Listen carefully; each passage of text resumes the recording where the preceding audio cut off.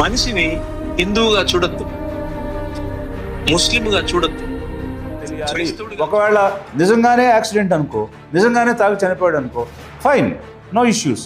But క్రైస్తవ ప్రపంచమంతా ఒక్కసారి ఉలిక్కిపడిన ఆ రోజు, అది హత్యనా, యాక్సిడెంటా, తనకు తానే చనిపోయాడా, ఎవరన్నా చంపేశారా, ఆ మరణం వెనుకున్న రహస్యాలేంటి అంటూ ఆ ప్రాంతంలో క్రైస్తవులందరూ కూడా రోడ్డెక్కినటువంటి రోజులు.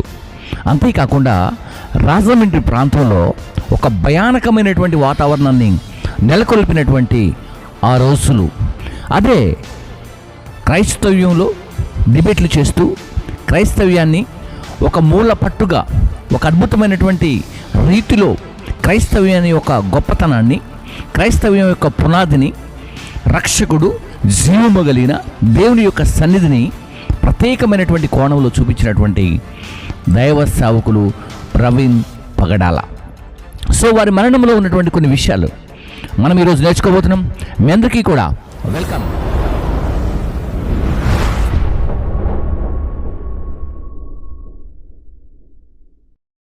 ప్రవీణ్ గారు, మనిషిని హిందువుగా చూడొద్దు, ముస్లింగా చూడొద్దు, క్రైస్తవుడిగా చూడొద్దు, బౌద్ధుడిగా చూడొద్దు.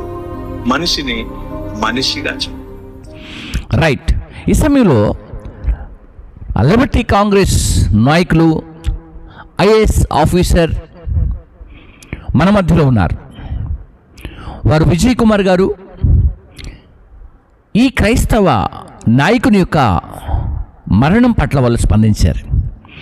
ఆ మరణం గురించి కొన్ని విషయాలు మన మధ్యలోనికి వారు తీసుకొచ్చారు. కొన్ని విషయాలు, ఆ తీసుకొచ్చిన విషయాలన్నీ కూడా క్రైస్తవ్యానికి షేర్ చేయాలని. అసలు యాక్చువల్గా ఈ ప్రవీణ్ పగడాల గారు ఎవరో ఈ విజయ్ కుమార్ గారికి తెలియదు.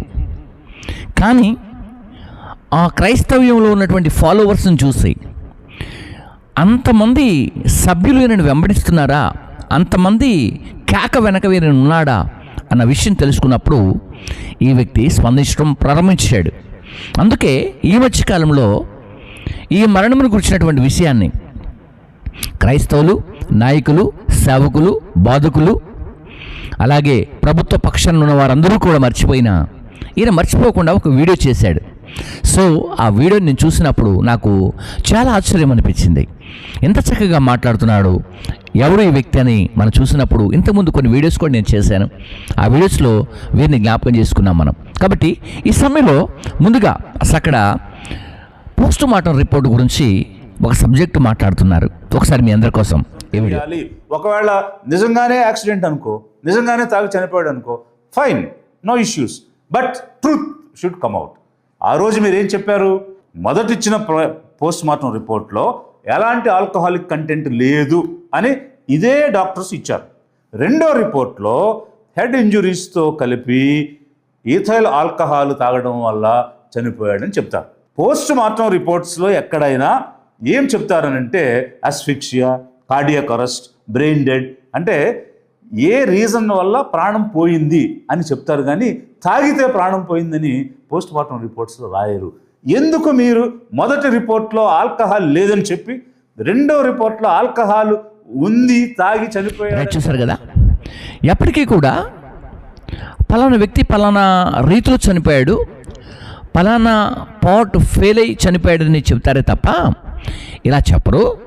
మరి ఇప్పుడు మీరు ఎందుకు స్పందించి మరలా దీన్ని ఇలా చేశారు, అప్డేట్ చేశారని చెప్పేసి కూడా ఈ పోస్ట్ మార్టం రిపోర్ట్ గురించి మాట్లాడుతూ ఉన్నారు.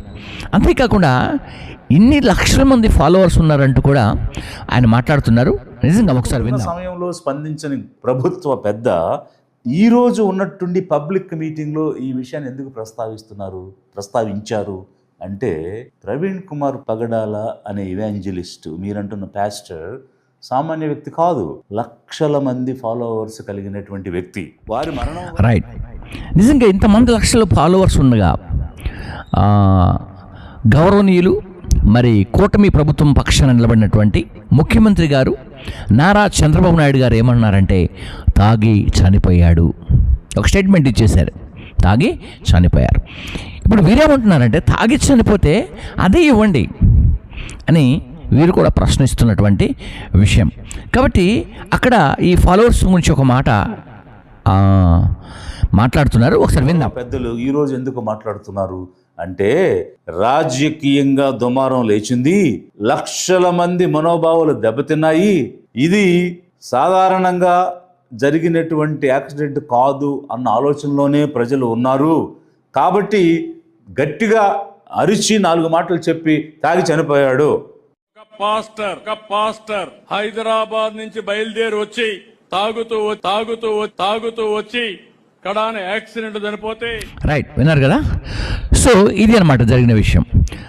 ప్రస్తావించబడినటువంటి చనిపోయినటువంటి ప్రవీణ్ పగడాల గారు గడిచినటువంటి దినాల్లో ఈ సమయంలో మన మధ్యలో లేపుకున్నప్పటికీ కూడా వారి యొక్క మరణం దాదాపుగా ప్రపంచవ్యాప్తంగా దేశవ్యాప్తంగా ఆయన మరణం జరిగినప్పుడు అసలు యూట్యూబ్లో అప్లోడ్ చేసే వీడియోస్ కూడా తీసుకోలేకుండా అంతగా, హ్యాష్ట్యాగ్స్ కూడా తీసుకోనంతగా అంత టైం బట్టి అంటే ఎన్ని వీడియోలు అప్లోడ్ చేశారో చూడండి. అలాగే మరి జెస్సికా గారు కూడా మాట్లాడారు, కిరణ్ గారు కూడా మాట్లాడారు. మరి పాపం వాళ్ళకి మరణ విషయంలో ఈ ఆల్కహాల్ విషయం రావటం వల్ల ఇన్సూరెన్స్ కూడా రాలేదని చెప్పేసి కూడా కొంతమంది చెప్పుకొచ్చారు. మరి అది ఎంతవరకు నిజం అనేది మనకు తెలియదు. కానీ అలాగే అబ్జర్వ్ చేస్తే కొంతమంది డ్రైవర్స్ వాళ్ళు ఫుడ్ ప్లాజా స్టాఫ్ వచ్చి వారికి హెల్ప్ చేశారు. ఇప్పుడు వారు ఇక్కడ వస్తూ ఉన్నారు జగ్గయ్యపేట దగ్గర, ఆ లారీని ఓవర్టేక్ చేయడానికి ట్రై చేసి పడిపోయారు. వెనక వస్తున్న బస్సు డ్రైవర్ అప్రమత్తంగా ఉండడం వల్ల ఆ యాక్సిడెంట్ అతని మీదకి బస్సు పోకుండా పక్కకి వెళ్ళిపోయింది. కూడా మరలా రీఓపెన్ చేసి చాలాసార్లు ప్రజలకి చూపించడం కూడా జరిగింది. కొంతమంది ఫొటోస్ తీయగలిగారు, కొంతమంది వీడియోస్ తీశారు. సో చాలా ఎన్ని జరిగినప్పటికీ కూడా ప్రైవేట్ పరంగా సీసీ కెమెరాలు వచ్చాయి, గవర్నమెంట్ పరంగా సీసీ కెమెరాలు వచ్చాయి. అక్కడ ఉన్నటువంటి పోలీసు వారు, అక్కడ ఉన్నటువంటి ట్రాఫిక్ కానిస్టేబుల్స్ ఆయన పడిపోయినటువంటి ప్లేసెస్ కూడా అన్నీ చూపించగలిగారు. చాలా ఇంట్రెస్ట్గా గవర్నమెంట్ పట్టించుకొని చాలా చేసింది. కానీ చివరిలో అంటే తీర్పు అనేది అంటే ప్రజల ఇష్టం కాదు, కానీ చట్టంలో మనకున్నటువంటి టర్మ్స్ అండ్ కండిషన్ ప్రకారంగా, రూల్స్ అండ్ రెగ్యులేషన్స్ ప్రకారంగా తను ఎలా చనిపోయాడనే విషయాన్ని ఇప్పటివరకు కూడా తేల్చలేకపోయింది, లేక చెప్పలేకపోయింది అనే విషయాన్ని ఇంకా చాలామంది కూడా అడుగుతున్నారు, ప్రశ్నిస్తున్నారు. ఈ మధ్యకాలంలో కేఏ పాల్ గారు కూడా అడిగారు, చాలామంది అడుగుతూ ఉన్నారు. అయినప్పటికీ కూడా దేవుని యొక్క మహాకృపలో మరి అన్న మన మధ్యలో లేరు, వారు ప్రభువులో నిద్రించారు. అయినప్పటికీ కూడా వారి కుటుంబానికి, మరి జెస్సికా గారికి, వారి పిల్లలకి, వారి కుటుంబానికి ప్రభు పక్షాన్ని నేను నిజంగా శుభాలు తెలియజేస్తున్నాను. అలాగే కిరణ్ గారికి కూడా శుభాలు తెలియజేస్తున్నాను. వీళ్ళు ఏ దేశంలో ఉన్నా, ఏ ప్రాంతంలో ఉన్నా క్షేమకరంగా దేవుని యొక్క కృప వారికి తోడుగా ఉండాలి.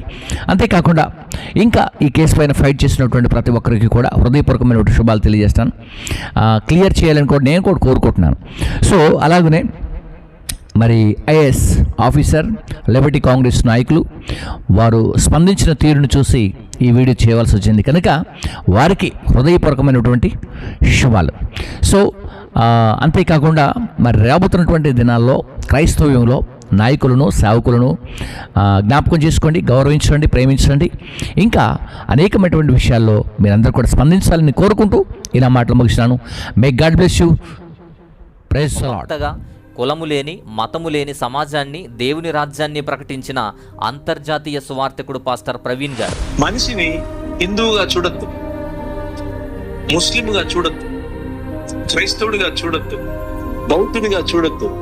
మనిషిని మనిషిగా చూడు. చాలా కష్టం, చాలా ఈజీగా.